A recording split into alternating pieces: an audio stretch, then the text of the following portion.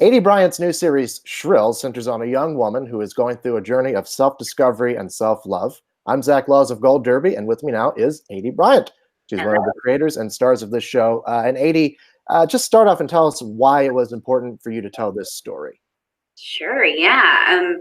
I first heard about Lindy's book through This American Life, and I heard this really compelling story about her meeting her actual troll who did this really targeted harassment towards her, and that they sort of found some common ground and some empathy. And then I read the book, and I even more so connected with so much of the material because it is about letting go of a lot of the shame that we have about our bodies and fear of the being labeled fat or shrill or any of these things, and particularly really female labels that I definitely feared.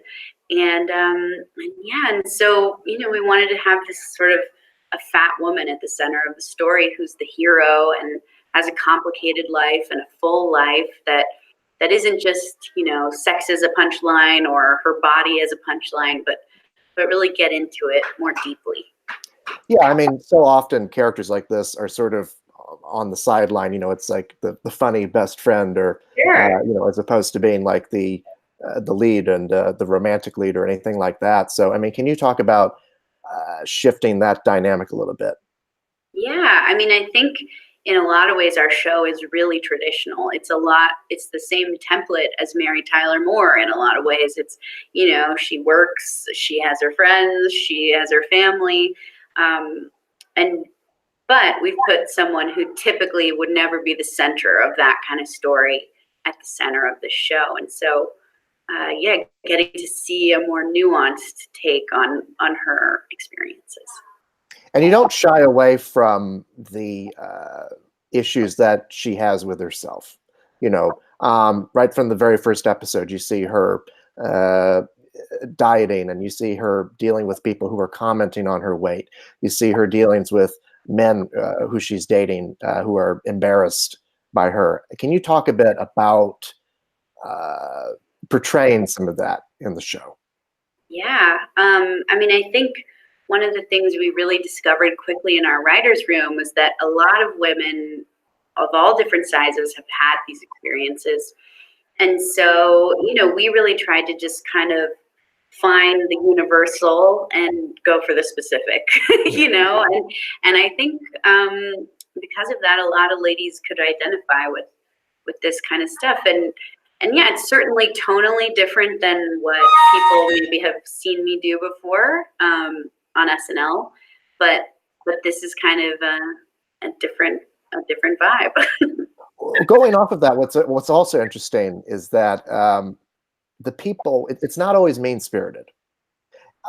In other words, like the intention is not always to, like the troll who, calls you fat. His intention is to hurt you, but you see people like her interaction with the yoga instructor or with Julia Sweeney's character who think that they are doing something that will help you. Yeah. But can you talk a bit about that? Yeah, I think for anyone to assert anything about anyone else's body is an intrusion. But I think oftentimes people feel like it's their right, and they have sort of like a moral high ground to help this person. And I think the problem is it makes a lot of assumptions about what that person wants. So it assumes that person desperately wants to change their body, or that they've given up on something. And I think for a lot of people that isn't the truth. Or even in my experience and even this character, it's like she's tried it all. She's tried the dieting, she's tried the working out, she's tried every fad and weird tea or diet pill or whatever, and it didn't work. So now what? And how do you live your life with those kinds of pressures? You're getting messages constantly that being fat is not okay. So how do you live? Right. So then how does she start to change her life without changing her body? It's like in the pilot, it's all about, if I can just change this physical aspect of myself, I'll be happy. Mm-hmm. But then throughout the show, you see she's trying to change her life in other ways. Can you talk about that? Yeah, I mean, I think part of what we're showing in this show is that, especially for women, they try to make themselves smaller, both physically, by dieting and getting their waist as tiny as possible, but also, sort of in a more mental way to make yourself quieter or more palatable, sweeter, nicer, all these things. Kind of in fear of being called a bitch or being called shrill or being called fat or any of those things. And I think part of what Annie is trying to learn how to do is to still be herself, or to go after her dreams or go after things in her career or relationships without making herself small in those ways too. Right. I wanted to talk about some of those relationships. First of all, the relationships that she has with men. Mm-hmm. Can you talk a bit about that? Yeah, I mean, I think we really wanted to show what the experience is for a lot of fat women, which is it's really complicated, it's really messy, and part of being intimate with someone is showing them your body and how that feels, but also, people's perception of your body, and I think what we were trying to kind of show in at least the arc of the first season is that if you find someone that you're comfortable with, it can be very hard to let them go, even if they're not good for you in other ways. And, it's a lot to open yourself and be intimate with someone. And especially if you think that you deserve a certain kind of thing, or that you have to take what you can get, that's a hard way to date from. So. Yeah, and I mean, certainly the way that we portray romance in our media and in other things kind of perpetuates that image in people's minds. It's like I have to be a certain way in order to win the heart of somebody else. Absolutely. Yeah. And what a bleak place to find love from. Yeah, absolutely. I also wanted to ask about the friendships that she forms, especially with other women. There's your roommate, obviously. Can you talk a bit about that? Just kind of the female camaraderie that this show portrays. Yeah, I think that was something that was really important to me and Lindy and Allie Rushfield, our showrunner, is for all three of us, such a backbone of our lives have been our female friendships, and that's been such a steady, kind of unwavering part of our lives. And even when our weight may have fluctuated, or guys may have come and gone, or there's been tension with our parents, that there's sort of solace in your female friendships. And so that's part of what we were trying to show, is that, it's not always perfect. And sometimes they kind of have to call each other out or challenge each other, but that there's a real foundation of love and understanding and loyalty that's there. So that you get a sense that this relationship with her and Fran will grow just in the way that any, relationship with a man might grow. It's complicated and nuanced. One of the things I really appreciated, as a writer myself, was seeing her development as a writer. Can you talk a bit about that? And I also wanted to ask, for your own self, can you talk about your own development as a writer, and how you developed as one as you were doing this? Yeah, I mean, that was something that we wanted to show, and we didn't want to have like voiceover where she was like reading her pieces or those kinds of things. So, we did have to find tricky ways to show that she was evolving as a writer. And I mean, at least for myself, I definitely started in like sketch comedy and improv.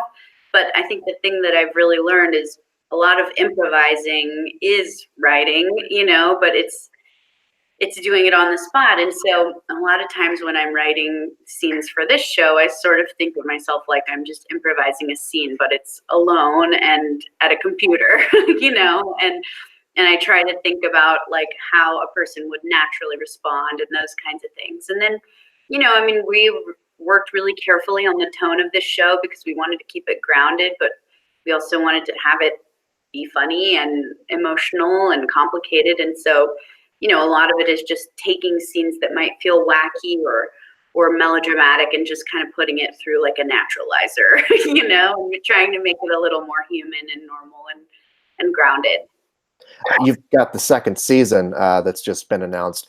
Can you tell us a bit at all? I'm sure you don't want to spoil anything, but can you tell us anything about how you're going to be exploring her character next year in terms of, the body positivity, her journey as a woman, her relationships? Anything you can tell us? Sure. Yeah. I mean, I think with the first season, we only had 6 episodes. And so that's not a lot of real estate to go very deep. And it went by really quickly. So it really became sort of a character study. And I think what we'd like to do now, having those in our back pocket, is, expand her world a little bit and get more into some of the other characters in her life, and also to show that confidence isn't just this switch that you can flip and it's easy. It's an everyday push pull that every person is dealing with, and that if you're someone who's had not a lot of boundaries for most of your life, how do you suddenly enact boundaries and have hard lines about how you will and won't be treated if you've never done that before? I wanted to ask you about Saturday Night Live since I had you. You got your first Emmy nomination last year for acting in it. You previously competed for music and lyrics.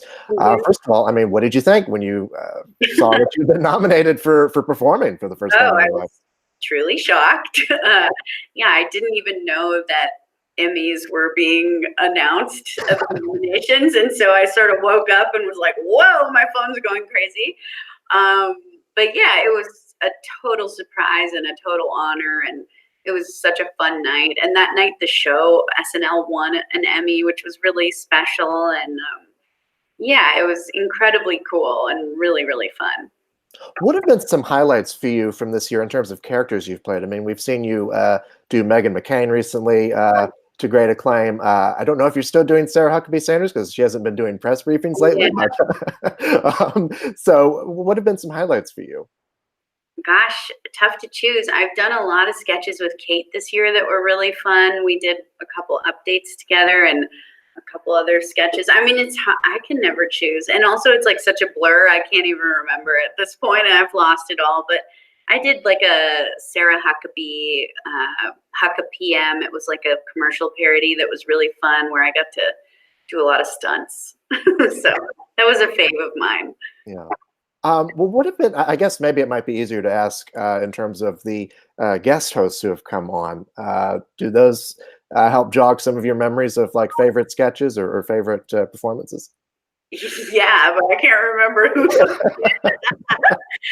That's you've truly revealed me as like a dog's brain. Well, let me ask you this. So much of your guys' material comes from current events.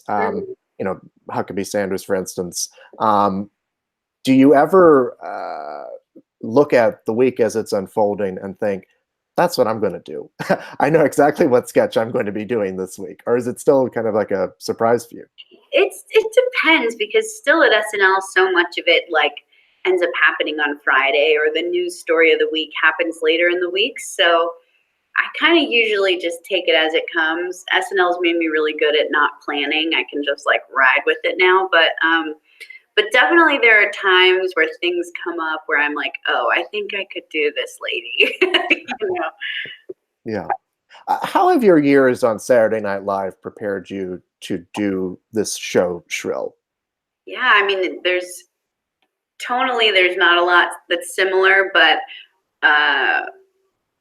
really what you're doing when you have a sketch at SNL is, you pitch it on Monday, you write it on Tuesday, you read it on Wednesday, you rewrite it on Thursday, you rehearse it on Friday, and you do it on Saturday. And in a lot of ways, that's like a mini model for making a television show. We had to pitch the television show, then someone bought it, then we had to write it, then, you rewrite and you shoot it. And so, it's the same concept in a lot of ways. So having done that for 7 years, I've gotten better at communicating what I want and what I don't want and what I expect from costume designers or set designers and all the things that you have to do to make a show, the nitty gritty of actually making TV. And beyond just the writing, it takes a ton of experts at these different departments to make it all come together. And I think being at SNL has truly made me a producer, and then being at Shrill has made me like a real deal producer.